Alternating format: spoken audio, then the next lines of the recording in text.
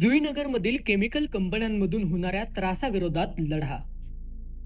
नवी मुंबई जसजशी विकसित होत गेली तसतसं इथल्या इंडस्ट्रीयल साइट्स देखील विकसित झाल्या. मात्र यात असलेल्या केमिकल कंपन्यांमुळे नवी मुंबईमधील नागरिकांच्या आरोग्यावर वाईट परिणाम होऊ लागला.